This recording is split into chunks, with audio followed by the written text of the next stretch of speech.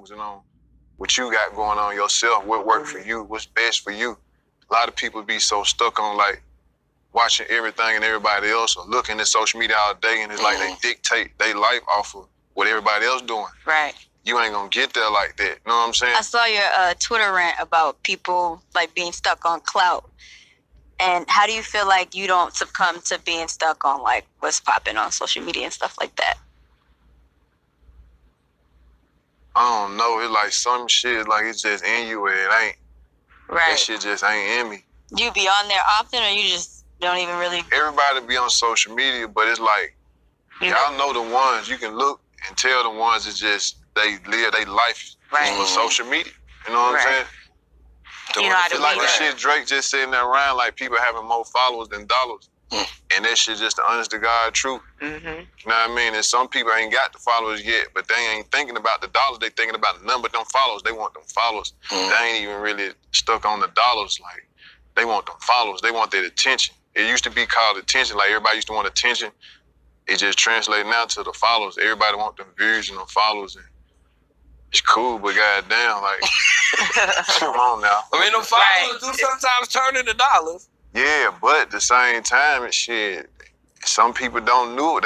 That's not resonating with them. They just wanna like be in the mix. They just want talking and gossiping and shit to be going on. Like that shit ain't about it. Gossiping don't get you shit. I don't know, man. Right. It's I might be wrong, but I don't know. You make it work for you how you want to use it as a tool, right? Yeah, it's exactly. Easy. It's like, don't get me wrong, you get your shit up. It's not like I look at social media, it's all about money. Like, I look at everything about money, bro. You know what I'm saying? Like, you run your shit up, you know what I'm saying? Like, get your money off of it. But a lot of people, they ain't trying to do that. They just want to, like, be in the gossip topics, and the gossip situation, and the talk and the attention. Like, fuck the money. I don't know who raised them, where they get that shit from. Get that up off your mind. It might just be where I'm from. You know what I'm saying? Like, bro, I'm from Memphis, and it's like everything about paper with us. You know what I mean? It's like everything. You know what I mean? It's like we're going to find the littlest, the bullshittest thing, whatever we into, we going to go back to the shit. Do we got anything to do with money? You know what I'm saying? Like, if it ain't got nothing to do with money, that shit ain't got nothing to do with me. Exactly. It's like, you know, you can turn anything into it. You'll probably never, ever see him again, aren't you? I don't think so. And it's upsetting to me that, you know, I just wish that I could just ask him why. Like, why did it have to come down to this type of thing? The baby carriage was found close to Stacy, where your parents live. Did you see him at all the morning? No, sir. My thing was, I was at home that whole day anyway, up until 10 o'clock, 10:50, I want to say. Because my cousin, she does my nails. So I didn't have any money on Cash App. So all my money was in cash. So I preferred to go to her house, which is downtown, and give her my cash deposit for my nails. In the midst of that, he was on the way to my house. That morning? No, that night. Okay. So all right, let's go back to Tuesday night. Did you ever see him? No, I didn't see him until 12 o'clock. That's the time I arrived back home. Okay. When you saw him at 12 o'clock, and I think the murders had already taken place by then. Okay. So after the murders, after he kills Danielle and kills the baby, he comes to your house. Yeah, before he got to my house, he went to a Walgreens. And when he went to the Walgreens, he started sharing his location with me all of a sudden, which was kind of odd to me.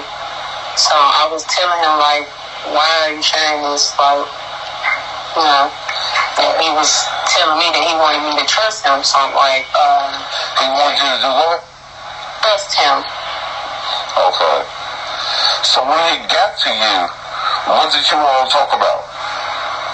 When I got home, I didn't even get on my street all the way. He called me and informed me that Danielle was missing and her family wanted to meet up with him. And he wanted to offer them my address, and I told him no, because if she's missing, that is between you and her family and your family. So I advise you to give them your parents' address, which was,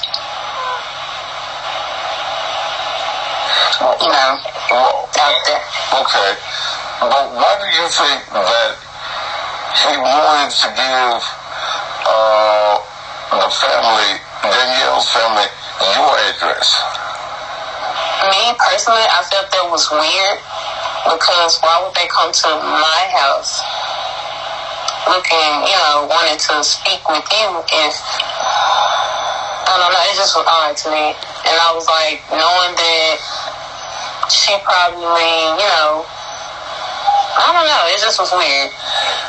So I was like, I don't want nothing to, I don't know what's going on and why they want to meet you. And then if they was to come to my house and they looking for you in a whole nother approach or something else going on, then it means that's on me and my family. Okay. And we have nothing to do with that. So I don't know, I don't know what they're looking for you to be exact. So I'd rather it be safer for them to go to your family house. So whatever issue y'all have or what y'all need to discuss, that'll be at your house and not mine. Did you all ever meet face to face Tuesday night? We only met when he discussed that they called him and said that she was missing. Did he ever admit to you what he had done? No. So the ride to his family house, well, I'm gonna back it up a little bit. When I got home, I was trying to go in my room, but he was beating me out of the door. And I'm like, I said, you want to move your car so I can park my car so we can go to the house? And he was like, we don't have time to do that right now. And I'm like, I don't got no gas in my car. I said, you told me you went to the gas station. And he said he lied and we got in the car. And I told him I'm not going to go and speed to nobody else's rescue because I don't know what's going on. I got to get gas for my car. So I stopped and got gas. And I'm like, as I'm on the way to his folks' house, I'm trying to figure out, I'm like, why are they looking for you? What do they need to talk to you for? Like, I'm not understanding. And he was quiet for a moment. And I slapped him and I asked him again, like, what are they looking for you for? And he told me that he met up with her at a gas station. And I'm like, you met up with who? And he told me that he met up with her and the baby. So in my head, I got mad because it's like, why would she meet you and she just got released today? She not supposed to be driving and operating no vehicle at this moment, and yet alone it's cold outside with a 2-day-old baby. That don't make sense to me. So why did he say he was meeting up with her? He said that he was giving her some clothes for the baby. Wouldn't it sound odd? Couldn't he take the clothes to her residence? And that's what I said. And I was getting mad at her and angry at her because, like I told him, you're the last person to see this girl. And now she's missing. Like I told him, I said, I feel like you're bad luck for any woman. I feel like you should be alone. You need to figure yourself out. And I don't know. I told him I thought about patching this relationship, but we cannot get back together just this week. And I told him it's just bad on bad. Like, you just need to fix yourself. Get yourself together for these children. I said, I'm hoping that they can find her. I'm hoping that she didn't have, like, a postpartum. That's my opinion. That was my whole thing of the whole night. I thought she had, like, a postpartum moment and took her and her baby off somewhere. So when they informed me the news after being interrogated and everything like that, it was shocking to me because that hurts. That could have been me and my child. Like, everyone is angry, but that could have been me and my child. let's go back to what you said to me in the text about a card. Did he give your mom a card? No. Brandon has a history of when things are going south in the relationship that we had, he would write in the cards and, profess the love that he has for me or something. But this particular card, I never got to see it. Like I said, he was already beating me out the door, so I never could still foot in my own home because he was already coming out. So did he write a card and give it to your mom, or he wrote a card? Yeah, he left it at the house. He left everything at my house. And he said in the card that he just wanted to watch you eat snacks for the last time? Yeah. So, and at this particular point, the murders had already taken place, and he knew that he probably would never see you again. I'm guessing that's probably it. Had he ever been violent with you? No. Not to be exact.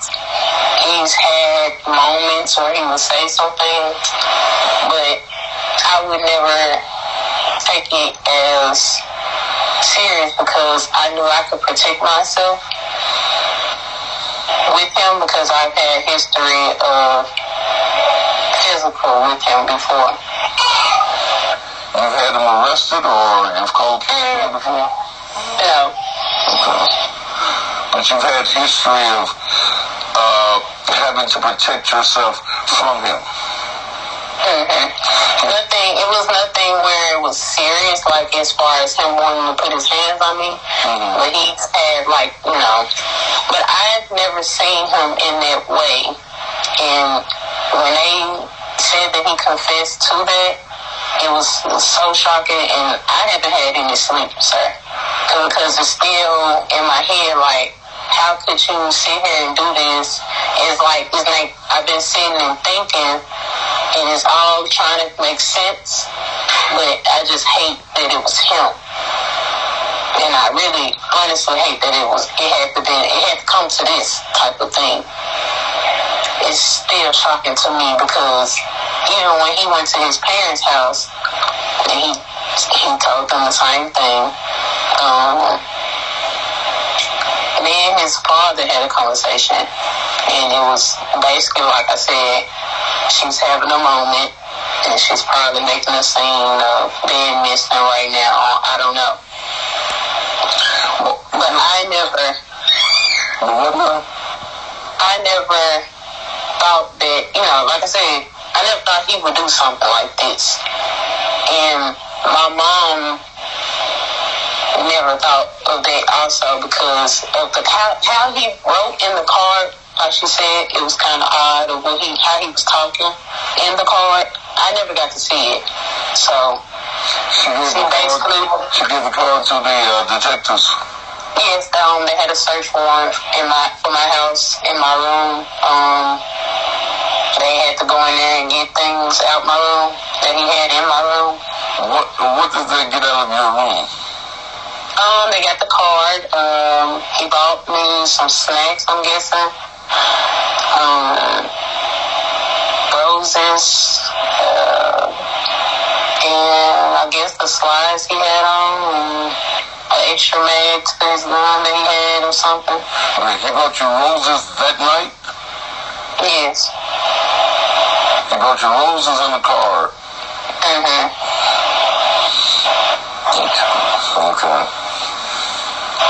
He brought you roses in the card. So the detectives took the roses and the card. Yes. And some slides that he had at your house. Is that all that they found there? No, they found the extra mag to the gun that he had. The extra mag? An extra mag, like the extra clip. Okay. And some gloves, I'm thinking. And some gloves.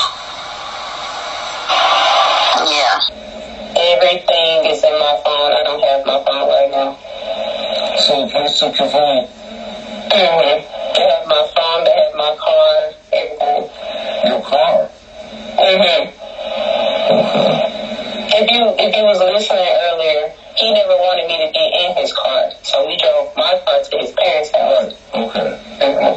So they took your car, they took your phone. MPD released a copy of the affidavit on the 3rd of February. She interviewed with Thaddeus later that day. She had time to try to align her alibi. The MPD found Danielle's body between 11 and 11 p.m. She stated she was at home all day up until 10:50 p.m.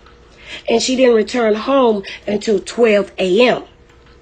She claims during the time of the incident, she was downtown paying on a nail deposit and didn't come encounter with Brandon until after the fact. She stated that she knew Brandon was the last person to see Danielle. She also stated that she knew Danielle was missing. But my thing is, Danielle wasn't reported missing. Her family was under the impression that she was at the hospital until MPD contacted them after finding her in her car. Kennedy was reported missing shortly after they found Danielle. Girl, how you go from Whitehaven to downtown back to Whitehaven on E? How long was Brandon at your mama's house before you came back from paying on your nail deposit? And what was they talking about before you got there? And since you were paying cash, why you couldn't just pay cash the day that you got your nails done? I've never heard of a deposit on a nail do. When I get my nails done, I just pay for it that day.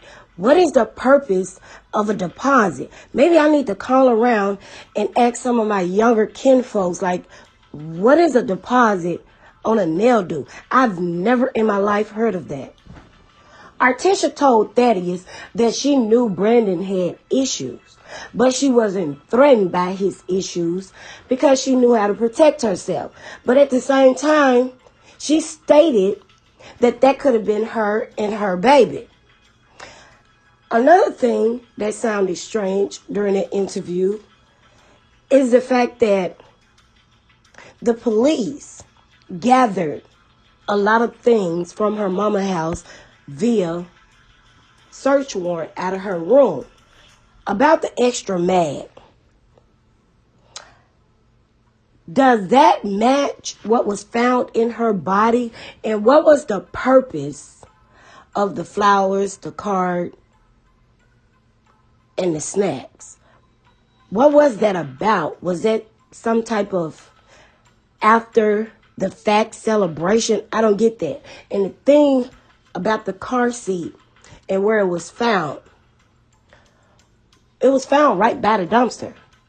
Why did they not just throw it in a dumpster or throw it when they tossed baby Kennedy or when he tossed baby Kennedy? Because a part of me feels like she was there and she knows more than what she's telling. And another thing that I don't get when it comes to baby Kennedy, after he did what he did to the mom, what was the purpose of doing that to her? Because if he didn't want to be a part of the baby's life and he didn't want to be responsible for the baby by paying child support or helping out financially, he was going to be in jail anyway. So I don't see the point in him doing what he did to the baby after he did what he did to the mom. He was on his way to jail anyway. If MPD don't get you on nothing else, they can damn sure get you on accessory after the fact. You and your mama. He came to your mama's house after he did what he did. When you pulled up, you assisted him. You didn't call the police. You took him to his mama's house. Okay? That's accessory after the fact. You knew exactly what was going on. You got that Amber Alert. You knew she was missing. Y'all sat in that car and y'all talked about everything that was going on. That's the part that you left out. Girl, your mama didn't even call the police. Y'all knew what was going on. Ain't no telling how long that man was at your mama's house waiting on you to pull up. And when you pulled up, you did not call the police. You did not tell him to leave. You jumped in the car and rode around with him. That's accessory after the fact. You knew exactly what was going on.